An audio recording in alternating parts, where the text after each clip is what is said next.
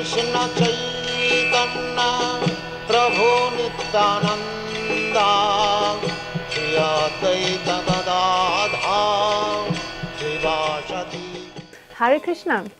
We are reading Bhagavad-gita.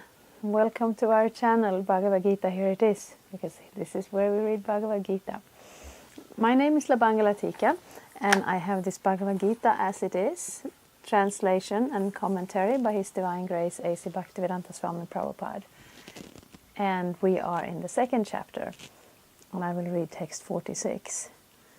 Yavanarta udapane sarvata samplutodake tavan sarveshu vedeshu brahmanasya vidyanataha.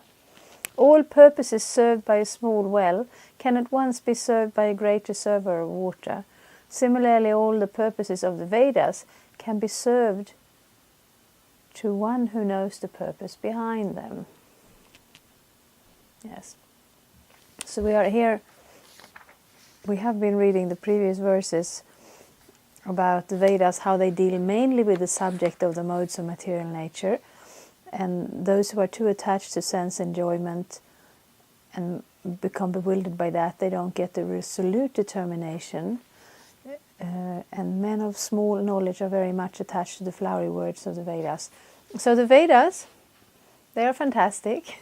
They are given by Krishna, they have all the knowledge, but if we just randomly enter into them, it's easy to become confused, and it's also hard to find what is the highest priority, what is that thing that binds it all together, what is the red thread, do you say that in English, that holds the different parts, that connects them as a whole. The rituals and sacrifices mentioned in the Karma-kanda division of the Vedic literature are meant to encourage gradual development of self-realization, and the purpose of self-realization is clearly stated in the 15th chapter of Bhagavad-gita, 15:15. The purpose of studying the Vedas is to know Lord Krishna, the primeval cause of everything. So self-realization means understanding Krishna and one's eternal relationship with him. Yeah, so this is interesting, this example of a small well. In an Indian village, sometimes there are different water reservoirs for different purposes. Some of them are used for doing laundry, some of them are used for watering the household animals, some are used for drinking water, and so on. And you can't mix them because you don't want to dirty your drinking water with your laundry, and you don't want to drink in the place where maybe the animals are taking up the dust and so on.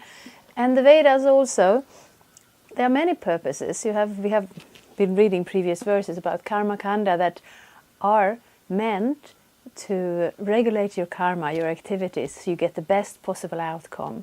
And if that's what you want, you use the Karma-kanda.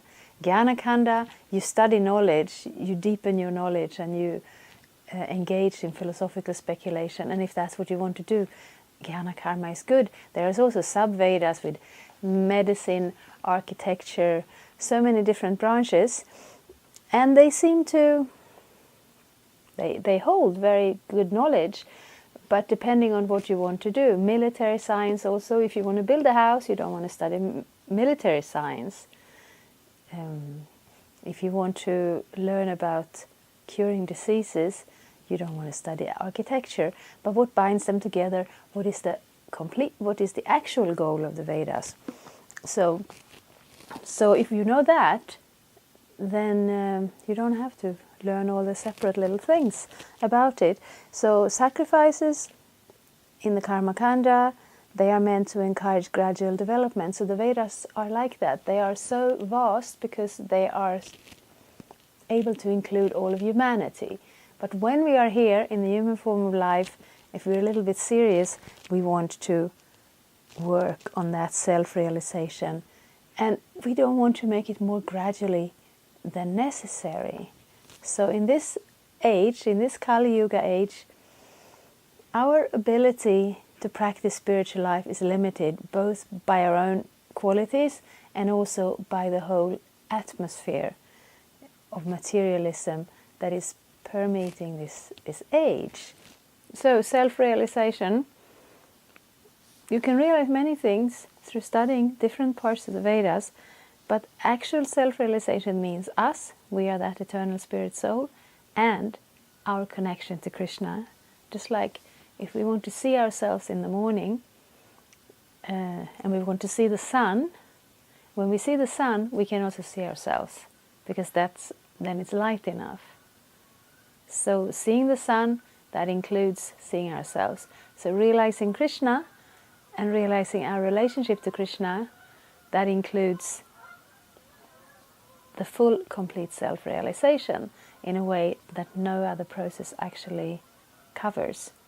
The relationship of the living entity with Krishna is also mentioned in the 15th chapter, Bhagavad-gita 15.7. The living entities are part and parcel of Krishna.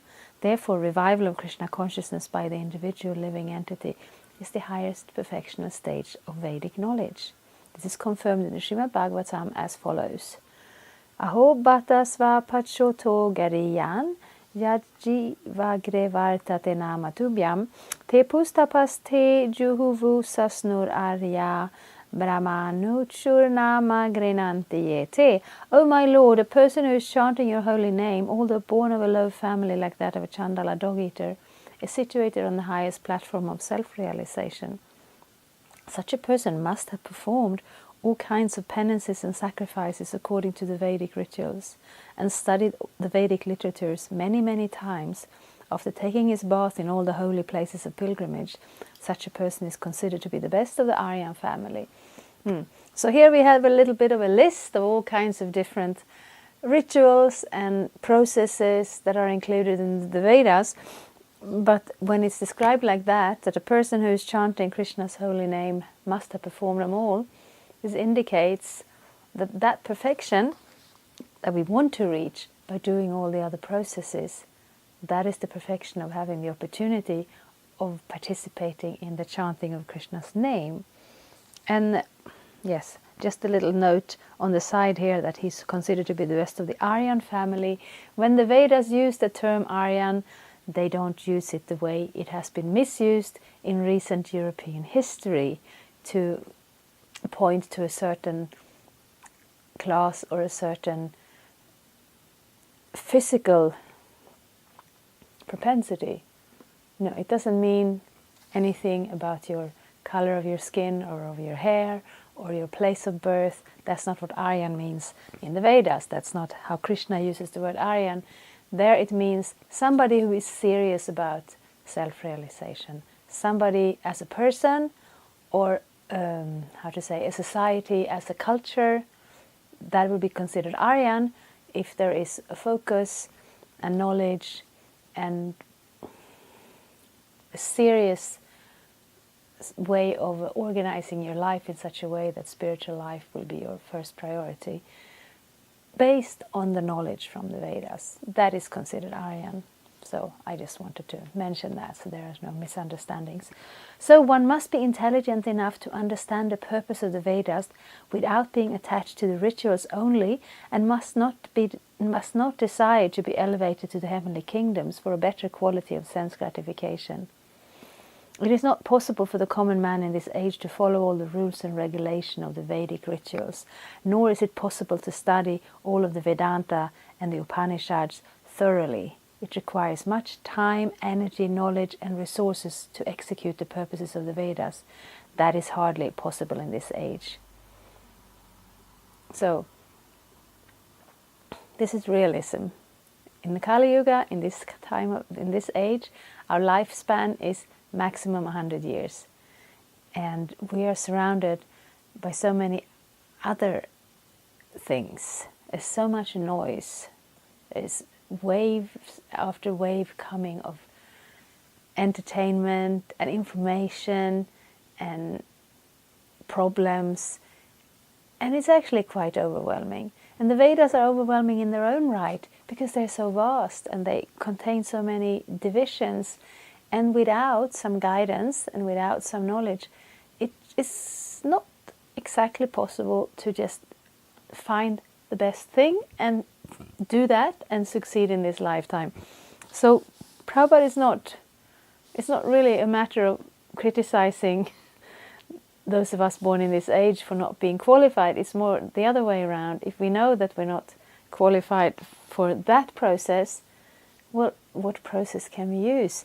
And luckily in this age, that chanting, that meditation on God's holy name, on Krishna's name, is very prominent and is very accessible. The best purpose of Vedic culture is served, however, by chanting the holy name of the Lord as recommended by Lord Chaitanya, the deliverer of all fallen souls. So Lord Chaitanya, as we have mentioned previously, it's Krishna himself coming down in this age. Just 500 years ago he appeared in Bengal, India. So the Hare Krishna movement is the present, in the present time, the result of what Lord Chaitanya started 500 years ago. So he was asked by the great Vedic scholar Prakashananda Saraswati why he, the Lord, was chanting the holy name of the Lord like a sentimentalist instead of studying Vedanta philosophy. And then the Lord replied that his spiritual master had found him to be a great fool, and thus asked him to chant the holy name of Lord Krishna. He did so and became ecstatic like a madman. In this age of Kali, most of the population is foolish and not adequately educated to understand Vedanta philosophy. So this is not like saying anything bad. If you ever tried studying Vedanta, it is not so easy. It is consistent of sutras, very short, very condensed forms. The Srimad Bhagavatam, we're reading Bhagavad-gita now. Bhagavad-gita is accessible. I mean, I don't know Sanskrit, but when it's translated, it's accessible. You can read it, you can understand it to some extent. The Vedanta sutras, they are so condensed. We have, when we come to the Srimad Bhagavatam, the first verse in the Srimad Bhagavatam has 4 lines. It's quite long lines, quite many words, and it's so packed together that it actually contains the whole Srimad Bhagavatam. You just need to unfold it. And if you're very intelligent, and if you're very well trained, and you have studied under good teachers, and you're very focused, and you also live a lifestyle that supports the best purity, intelligence, focus, and so on, you may be able to study the Vedantas, but it's not easy. And most of us, we probably couldn't study the Vedantas, especially not on our own. Chanting Hare Krishna, though, that is just a very nice thing. And it happens to have the highest benefit built into it. So Lord Chaitanya takes himself as an example, but actually all of us in this age, we are easily sidetracked. There are so many things bothering us because the world has come to that point in its path where the material existence is not exactly very pleasant. There are so many problems and there are so many difficulties, and we don't have that full focus on spiritual life. But we have the possibility. We are human beings. We are in the human form of life. We have Lord Chaitanya's gift to us in the form of this Krishna's holy name, and in the form of also his instructions how to best access the holy name. Lord Chaitanya lived on this planet for 48 years, and he was teaching some of his followers who have been writing books, who have been spreading this knowledge. Himself, he only wrote 8 verses. And the first, no, not the first one, Param Vijayate Shri Krishna Sankirtanam, all glories to the Sankirtanam, the congregational chanting of the holy name. That's how he starts. But in the middle he has one verse that says Trinada Pisu Nichina Tarora Pisa Hishnuna Amanina Manadena Kirtaniya Sadai Hari. He gives us the instruction how we can chant this holy name, how to best live our lives. If we can find that stage of being as humble as a straw in the street and as tolerant as a tree, always never expecting respect for ourselves and always ready to offer all respect to others. In that stage of mind, we can chant the holy names constantly. And that is what Srila Prabhupada took from Lord Chaitanya when he came to the West from India and established the Hare Krishna movement in order to help us create a lifestyle that is supporting that chanting of the holy name, so we can take the full benefit from it. The best purpose of the Vedanta's philosophy is served by inoffensively chanting the holy name of the Lord. Vedanta is the last word in Vedic wisdom, and the author and knower of the Vedanta philosophy is Lord Krishna. And the highest Vedantist is the great soul who takes pleasure in chanting the holy name of the Lord. That is the ultimate purpose of all Vedic mysticism. So here we have it. It is a great gift. And sometimes it is difficult to accept because it seems like a very simple thing. But if what we want is to fulfill the complete purpose of the human form of life, to understand, to have a full and deep self-realization, if we are giving a method that is easy, I mean, that is a plus. It's not a bug, it's a feature. It makes it better because it means we can actually do it and we can actually achieve that result. And that is what we want to do. And Krishna is giving us all the instructions in the Bhagavad-gita, and also as Lord Chaitanya, he's giving us this method of chanting Krishna's holy name. And